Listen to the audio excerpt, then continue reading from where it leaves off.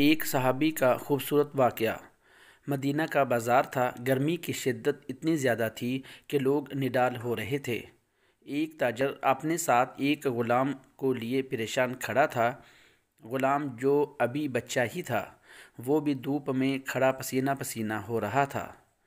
تاجر کا سارا مال اچھے داموں بک گیا تھا، بس یہ غلام ہی باقی تھا جسے خریدنے میں کوئی بھی دلچسپی نہیں دکھا رہا تھا۔ تاجر سوچ رہا تھا کہ اس غلام کو خرید کر شاید اس نے گھاٹے کا سودا کیا ہے۔ اس نے تو سوچا تھا کہ اچھا منافع ملے گا، لیکن یہاں تو اصل لاگت ملنا بھی دشوار ہو رہا تھا۔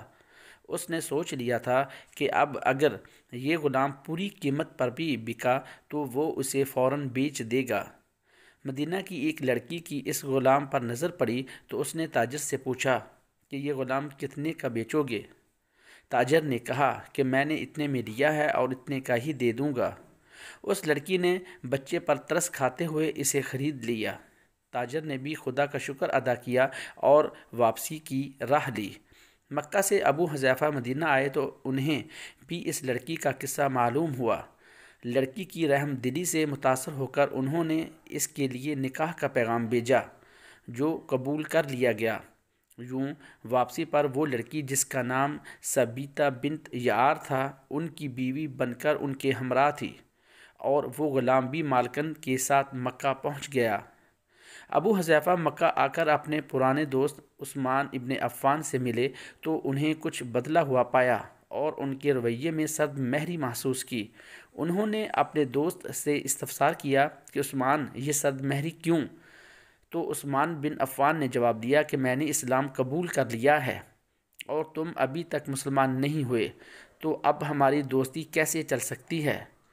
ابو حذیفہ نے کہا تو پھر مجھے بھی محمد صلی اللہ علیہ وآلہ وسلم کے پاس لے چلو اور اس اسلام میں داخل کر دو جسے تم قبول کر چکے ہو۔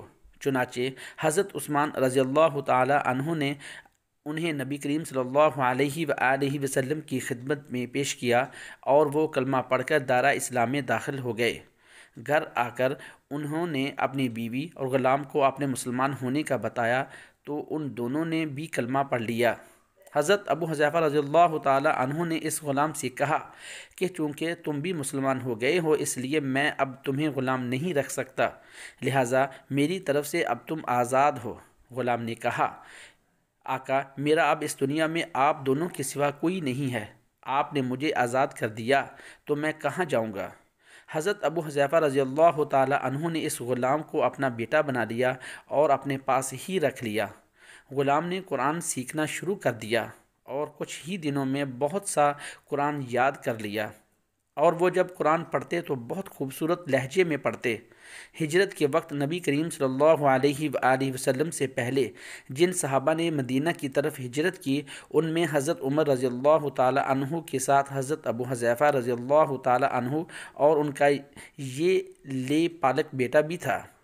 مدینہ پہنچ کر جب نماز کے لیے امام مقرر کرنے کا وقت آیا تو اس غلام کی خوبصورت تلاوت اور سب سے زیادہ قرآن حفظ ہونے کی وجہ سے انہیں امام چن لیا گیا، اور ان کی امامت میں حضرت عمر رضی اللہ تعالی عنہ جیسے جلیل القدر صحابی بھی نماز ادا کرتے رہے۔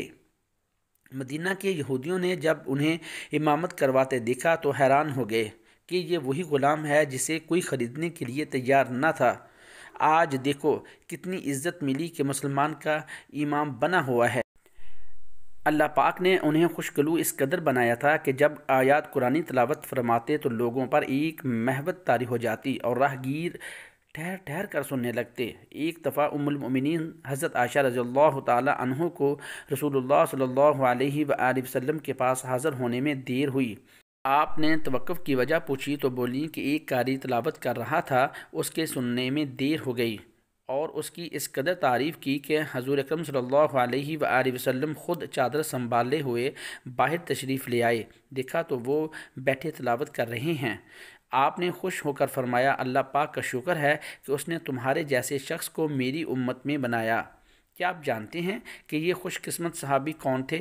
ان کا نام حضرت سالم رضی اللہ تعالی عنہ تھا، جو سالم مولا ابو حنیفہ رضی اللہ تعالی عنہ کے نام سے مشہور تھے۔ انہوں نے جنگ موطا میں جام شہادت نوش کیا۔ اللہ کی کروڑ ہا بار رحمتیں نازل ہوں ان پر جنہوں نے میرے چینل کو ابھی تک سبسکرائب نہیں کیا۔ برائے مہربانی میرے چینل کو سبسکرائب کر لیں۔